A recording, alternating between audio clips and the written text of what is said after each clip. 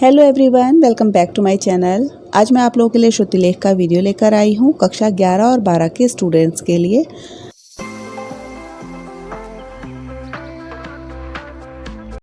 आप लोगों ने अगर व्हाट्सएप पे मुझे ज्वाइन नहीं किया है तो डिस्क्रिप्शन में आपको व्हाट्सएप चैनल का लिंक मिल जाएगा, उसको भी ज्वाइन कर लीजिए ताकि आपको नोटिफिकेशन समय से मिल जाया करें। अगर आप लोग मेरे चैनल पर नए हैं तो आपको इंस्ट्रक्शन समझने होंगे।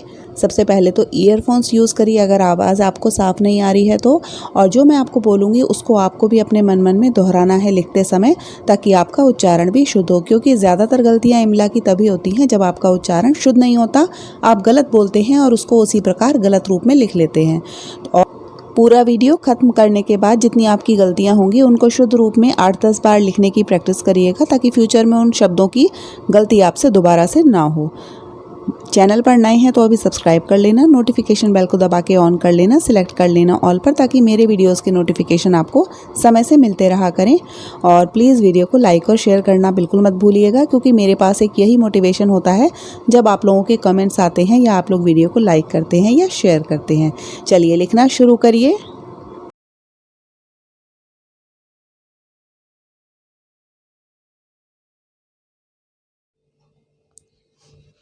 कबीर का जन्म। कबीर का जन्म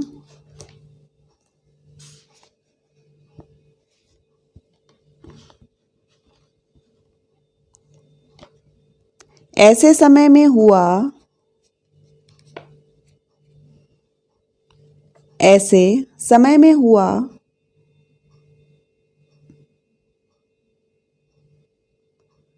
जब राजनीतिक, जब राजनीतिक, धार्मिक और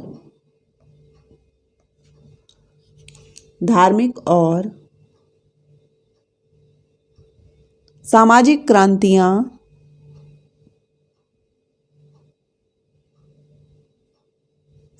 क्रांतियां अपने चरम पर थीं, अपने चरम पर थीं।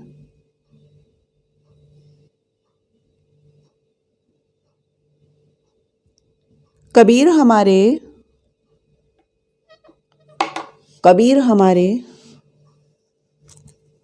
भक्ति काल के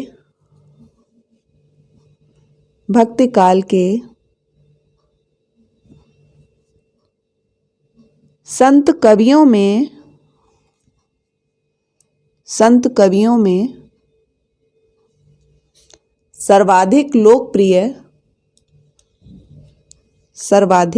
लोकप्रिय थे। इस लोकप्रियता का कारण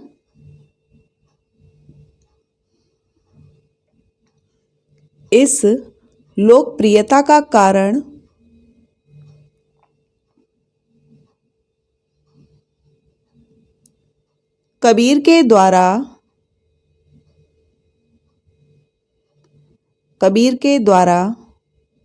शाश्वत एवं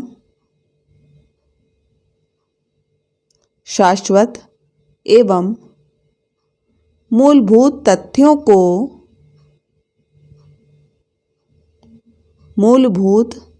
तथ्यों को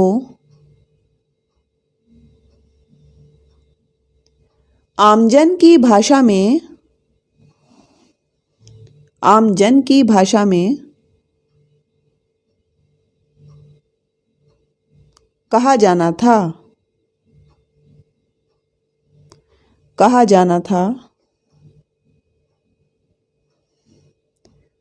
कबीर ने अपना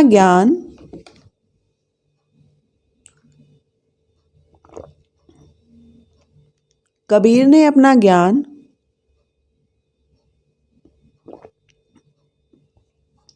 किसी गुरुकुल या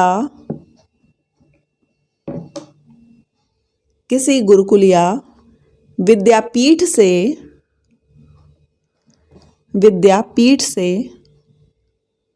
नहीं पाया था।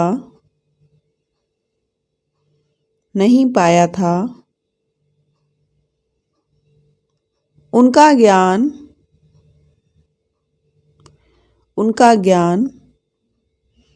अपने जीवन भर के अपने जीवन भर के अनुभवों का वह निष्कर्ष था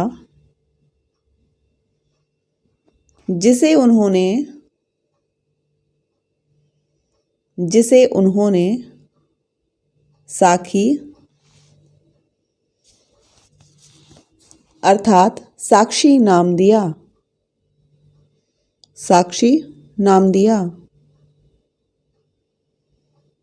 नेक्स्ट हेडिंग है उद्देश्य।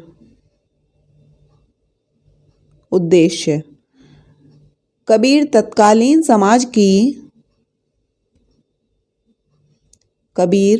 तत्कालीन समाज की सच्चाइयों से परिचित थे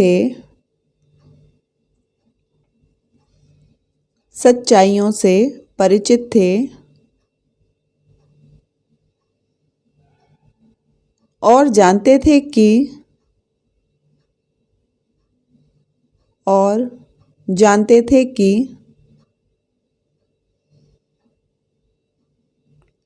अति शिक्षित होने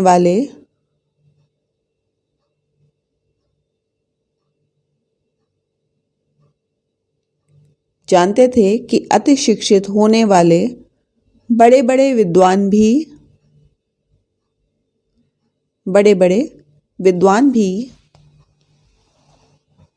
जीवन के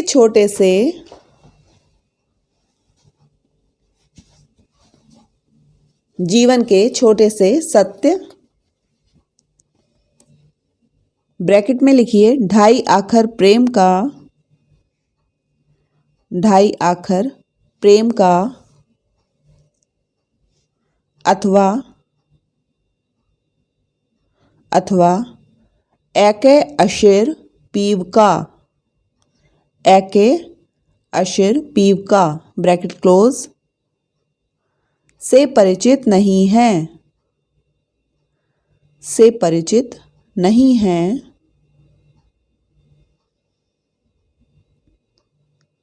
इसलिए ऐसे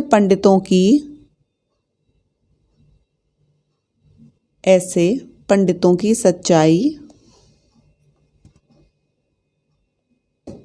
समाज को दिखाते हुए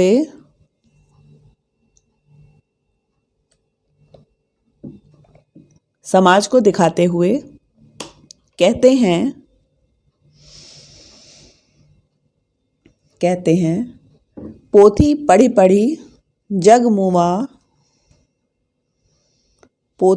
पढ़ी जग मुआ पंडित भया न कोई।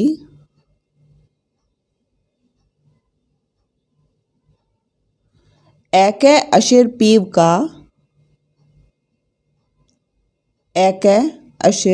पीव का पढ़े सुपंडित होई। इसी उद्देश्य को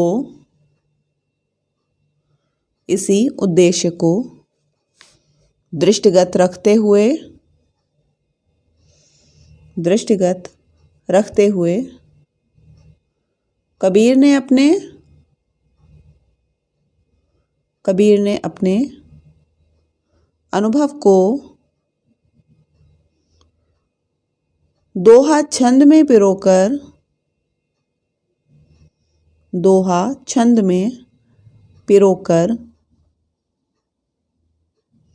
समाज के सम्मुख रखा।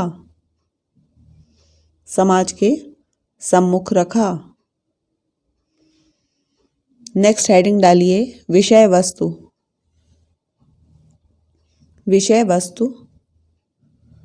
कबीर के दोहों की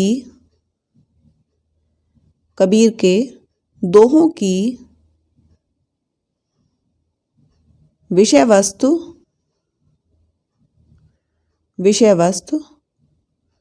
जीवन के विविध पक्ष हैं।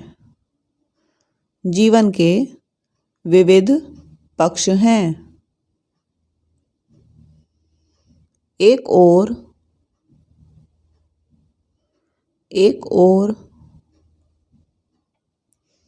अपने अंतःकरण में, अपने अंतःकरण में विराजमान राम,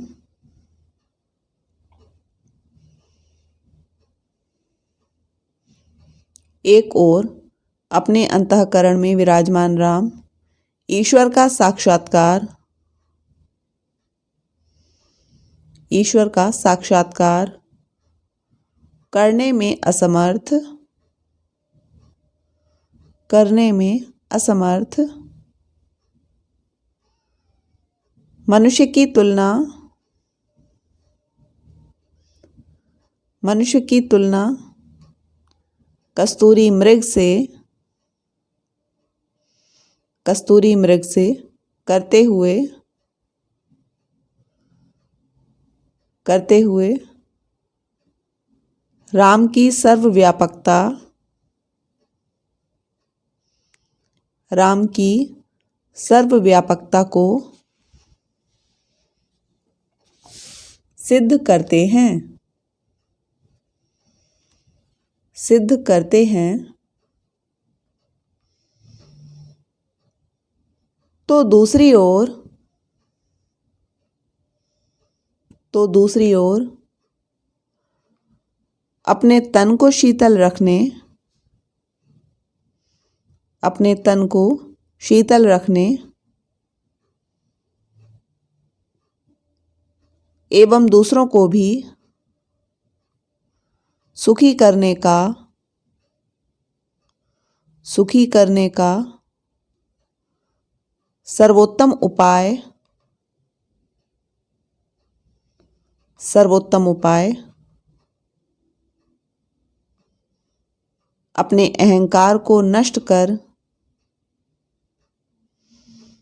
अपने अहंकार को नष्ट कर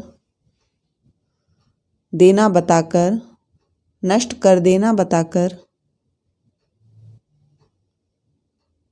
मानव की सबसे बड़ी, मानव की सबसे बड़ी समस्या का सबसे छोटा और, सबसे छोटा और सरल उपाय बताते हैं, सरल उपाय बताते हैं। इस अहंकार के, इस अहंकार के नष्ट हो जाने पर ही, नष्ट हो जाने पर ही ईश्वर का, ईश्वर का साक्षात्कार संभव है, साक्षात्कार संभव है। और तभी, और तभी मानव ज्ञान प्राप्त कर सकता है, मानव ज्ञान प्राप्त कर सकता है। ऐसी ही, ऐसी ही अनेक समस्याओं का, अनेक समस्याओं का समाधान कबीर ने, समाधान कबीर ने अपनी सहज, अपनी सहज सरल भाषा में, सरल भाषा में सुबोध उदाहरणों के साथ, सुबोध उदाहरणों के साथ बताया है, बताया है।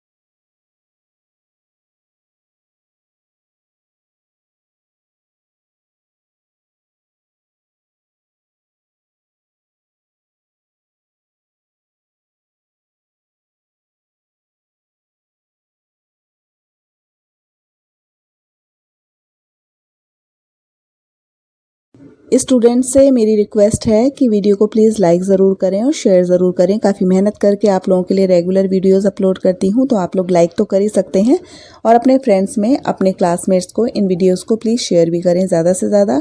और चैनल को अगर अभी तक सब्सक्राइब नहीं किया तो प्लीज़ नीचे बने हुए रेड कलर के सब्सक्राइब बटन पर क्लिक करिए, चैनल को भी सब्सक्राइब करिए और नोटिफिकेशन बेल को भी दबा के ऑन कर देना, सिलेक्ट कर लेना ऑल पर, ताकि मैं जो भी वीडियो अपलोड करूँ उसके नोटिफिकेशन आपको समय से मिलते रहा करें। मिलते हैं अगले वीडियो में, तब तक के लिए नमस्कार, जय हिंद, जय भारत।